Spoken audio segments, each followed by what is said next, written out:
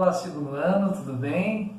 Para essa semana, então, escolhemos apresentar o conteúdo, novo conteúdo do segundo semestre, né? A Vida em Construção, uma obra de arte. Se tiver o livro didático lá do Civil Galo, eu enviei o texto na aula passada, né? Na página 166, o texto de hoje, a nossa discussão, até a página 172. Se puder dar uma olhadinha lá no livro didático, eu acho que muitos de vocês já estão fazendo as leituras, para a gente debater então aqui essa discussão. A vida em construção. Essa parte do livro, né, como também das discussões aqui em filosofia, tem a ver com relação à ética prática. O tema anterior do livro, a gente até falou no semestre passado sobre valores. Valores estão ligados a escolhas.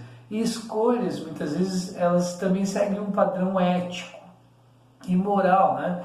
Determinadas éticas, na verdade, tem a ver com relação à reflexão sobre o comportamento moral, sobre o comportamento de como nós vivemos. Sabe que moral significa o conjunto de normas e regras a serem seguidas, né, em sociedade.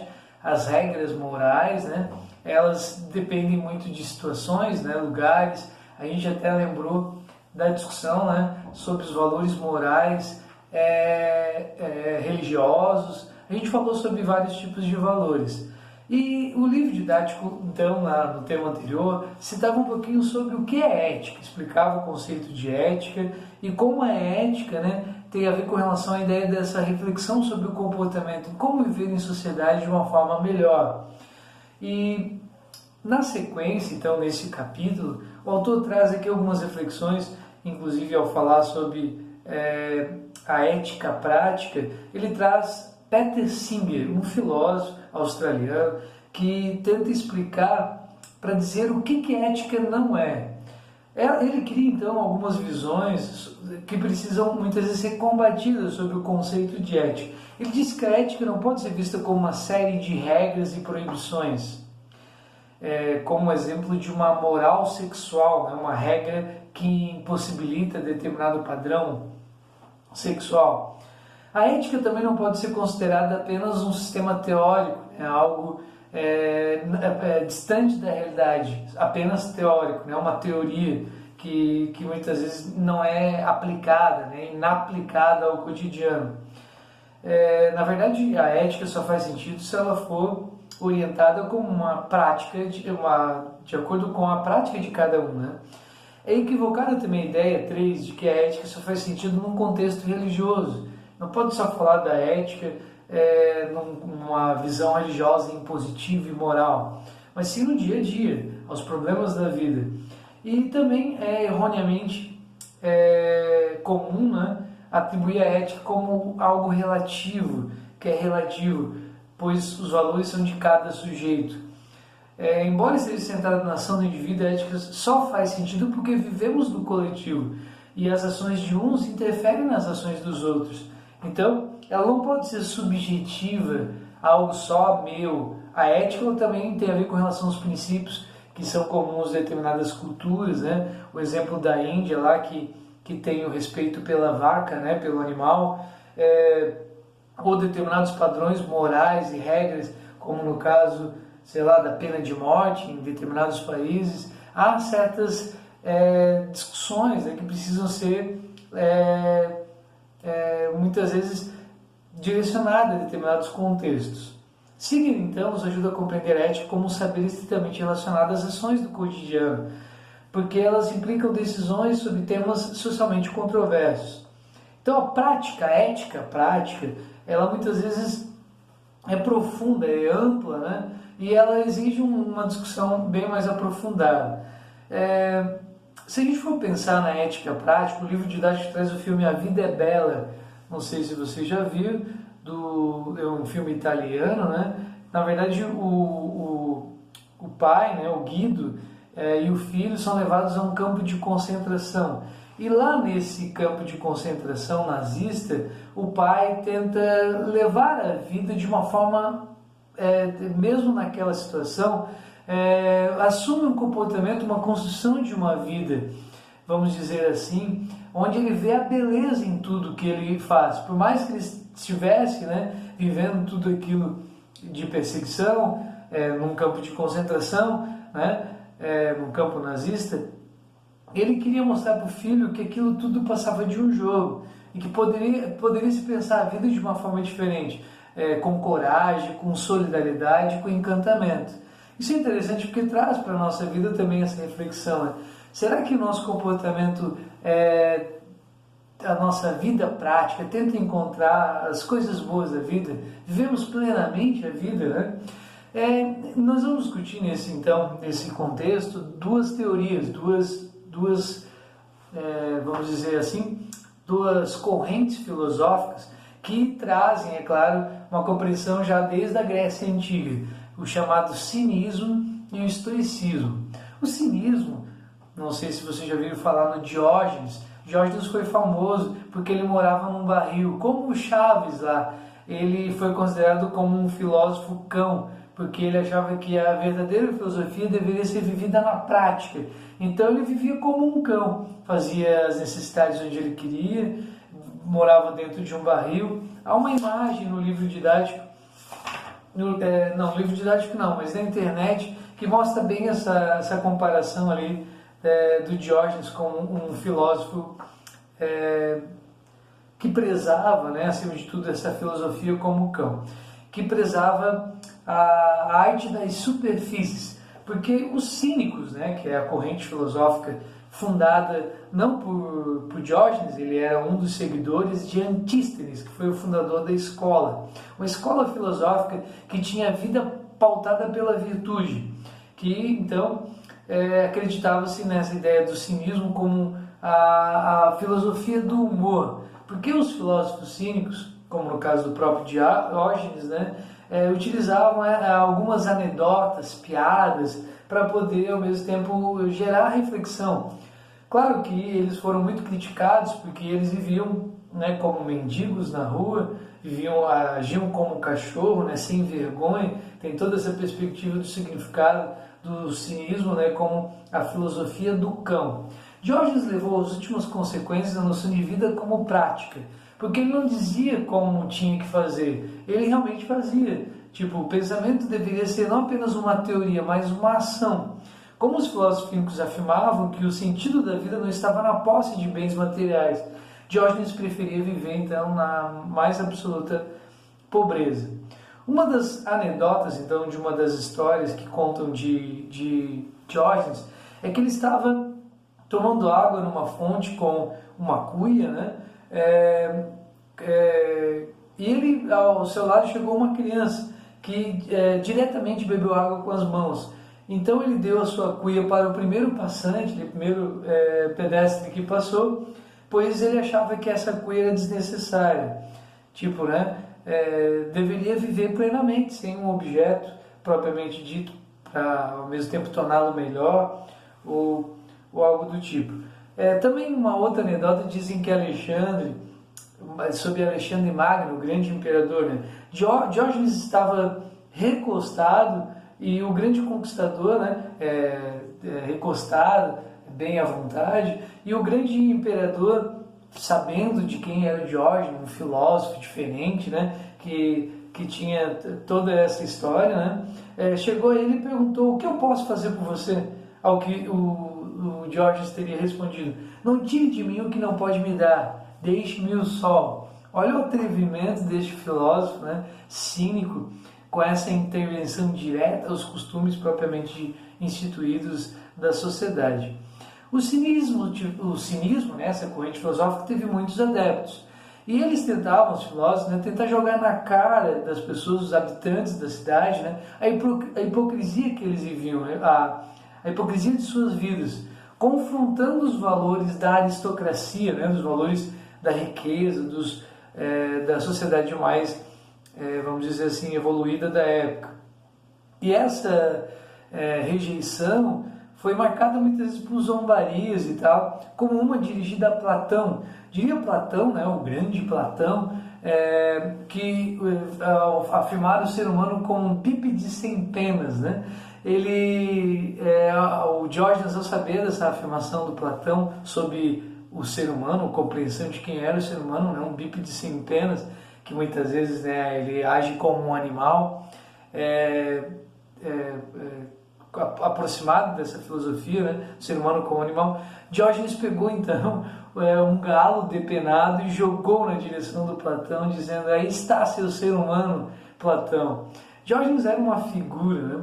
Ao contrário de uma postura filosófica que buscasse a contemplação das ideias, como diria o Platão, ao alcance de uma vida feliz, a filosofia cínica visava uma vida melhor na ação propriamente dita, na prática social vivida por cada um dos cínicos. Ao confrontarem o jeito de ser das pessoas, esses filósofos eram mal vistos, muitas vezes até considerados incômodos, né? Porque perturbavam diante da sua filosofia. O cinismo ganhou uma conotação pejorativa e ficou conhecido então por causa disso, né, por toda essa reflexão, como a filosofia marginal, porque utilizavam do humor, né, provocavam as pessoas com o pensamento, desestabilizavam ela com essas suas reflexões. Interessante essa filosofia do Diógenes e dos cínicos, né? Porque realmente, né, eles tentavam fazer com que as pessoas saíssem do automático. Muitas vezes a gente está tão em comum, né, fazendo certas atividades e não nos propomos a fazer algo diferente. Claro que eu não sei se você teria capacidade de morar na rua, comer as sobras das pessoas. Essa não é a nossa filosofia de vida, mas é que eles, ao tentarem viver a filosofia na prática, realmente, né, viviam essa filosofia encarnada. Suas próprias vidas eram um tratado de ética, porque eles não diziam como viver, mas viviam de maneira que achavam melhor, esperando que ao mesmo tempo isso provocasse alguma reflexão nas pessoas.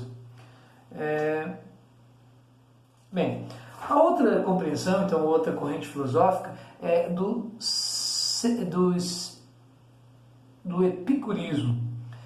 Claro que, ou melhor, desculpa, não do epicurismo, do estoicismo. Pulei. O estoicismo. Os estoicos, olha só, os filósofos estoicos, que tem aqui o Zenão de Cítio, o fundador dessa história, estoicismo porque tem a ver com relação à reflexão de onde, né, lecionava-se sobre um pórtico, a entrada de um edifício, no qual se avistava a Ágora, a cidade grega, né, a praça principal das antigas cidades gregas, que eram a Ágora, onde as pessoas se reuniam e tal, para poder conversar, etc. Derivou então a palavra estoicismo por causa dessa reflexão, aqueles que se reúnem no pórtico, é o que quer dizer estoicismo. O estoicismo, então, tem como filosofia a busca pela ataraxia, que é um termo grego que significa a imperturbabilidade da alma, como se pensássemos, né? A ataraxia é algo a ser buscado, a paz de espírito. O conceito filosófico da ataraxia, situação da qual reside o verdadeiro prazer e a suprema felicidade.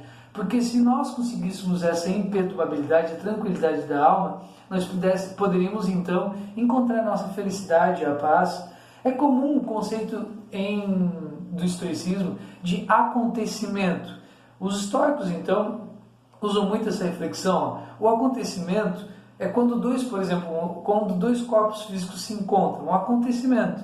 Eu e você nos encontramos, aconteceu algo. Como que citasse um exemplo de comer a maçã. Quando comemos uma maçã, produz o acontecimento comer, que é o encontro de nosso corpo com o corpo da maçã. Comer é um ato, não um corpo, uma ação gerada a partir dessa relação. Essa noção de acontecimento, ela é fundamental aqui para o conceito ético, pelo princípio ético do estoicismo, porque olha o que diz, é fundamental para a ética, pois seu princípio afirma que não devemos nos preocupar com aquilo que não está sob nosso controle, porque as nossas frustrações muitas vezes estão a ver com relação à nossa necessidade de mudar o mundo, né? O acontecimento, aquilo que nos acontece, é justamente o que não podemos controlar. Nosso corpo se encontra com outros corpos, esses encontros produzem acontecimentos. Muitas vezes não escolhemos aquilo que nos ocorre. Essa filosofia, que inclusive tem aqui o Epicuro, o Epiteto, desculpa, um dos filósofos estoicos, Epiteto. Na verdade, se você for ver aqui no livro didático, o autor traz aqui as fases do estoicismo. E 3 figuras, inclusive está grifado, foram bem famosas. O Marco Aurélio, o imperador, foi um dos seguidores do estoicismo. Sêneca também, famoso pelas suas obras. E o próprio Epiteto, o fundador dessa escola. Diz aqui Epiteto: não exijas que aconteça como tu desejas que aconteça. Antes queiras que aconteçam as coisas como acontecem. Quão feliz então serás tu? Essa filosofia é interessante porque nos faz aceitar as condições da vida. É como se nós conseguíssemos trabalhar com essa noção de que certos acontecimentos independem da nossa vontade, eles vão acontecer e a gente precisa entendê-los como naturais. Epiteto acreditava que há coisas que dependem e das quais somos agentes e coisas que não dependem, das quais somos agentes. Não somos agentes. O exemplo do que somos agentes: o desejo, as opiniões, e do que não somos agentes, muitas vezes o corpo, nascemos com ele, até podemos modificá-lo, até a riqueza, certas situações a gente precisa aceitar. Coloca-se aí a oposição entre liberdade e servidão. Não podemos dizer que não somos livres porque não controlamos as coisas que não dependem de nós. O autor diz que a liberdade consiste em a gente controlar aquilo que depende de nós. Que nesse caso ele cita a ideia do pensamento, a vontade, que dependem da nossa vontade, da nossa condição. Se ficarmos presos às coisas materiais, por exemplo, muitas vezes no caso do dinheiro, talvez a gente deixe de viver plenamente. Não seremos livres, né? A liberdade é a condição para termos a nossa alma tranquila e sermos felizes. Pois quando ficamos presos aos bens materiais, o desejo de ter sempre mais nos perturba e isso, gera toda essa infelicidade. A ética estoica, então, consiste em aprender a querer o acontecimento, desejar para si aquilo que não estivesse sob nosso controle, de forma a saber usá-lo em proveito próprio. Um exemplo que ele cita aqui é de um surfista. Se você pegar o livro didático, vai ter a imagem de um surfista. Já estou finalizando aí 17 minutos. Um surfista, ele espera a onda. Ficar a respeito e transformar aquilo que acontece em nossas vidas é uma produção própria. O surfista, muitas vezes, se não tiver onda, o que ele faz? Não haverá surf. Mas ele não tem que aguardar o momento para que isso aconteça. Então, essa filosofia estoica também nos ajuda a entender o dia a dia da nossa vida, né? Muitas vezes, espreitar aquilo que nos acontece a uma produção própria. Como um exemplo de aprender a surfar, também é um exercício. Quando a ética estoica é recomendada conformar-se com o acontecimento, não significa que não podemos fazer nada, ao contrário. Essa conformação, esse saber, molda-se ao acontecimento que nos permite ser autores e sujeitos de nossas próprias vidas. Às vezes a gente também não tem que reconhecer que não temos condições de mudar muitas coisas na vida. Ao contrário, o acontecimento faz com que a gente também possa moldar a própria vida, permitir que a gente possa ser autor, sujeito da nossa existência e das nossas escolhas. E ser, obviamente, plenamente feliz. Bem, eu fico por aqui, vou deixando um forte abraço ao pessoal, façam as leituras e na próxima semana eu vou passar algumas atividades sobre tudo isso que a gente discutiu aqui. Se tiver alguma dúvida do que eu falei e tal, como eu falei muito rápido por causa do tempo, a gente pode conversar ali também, lá na plataforma. Ok, pessoal? Até breve. Tchau, tchau.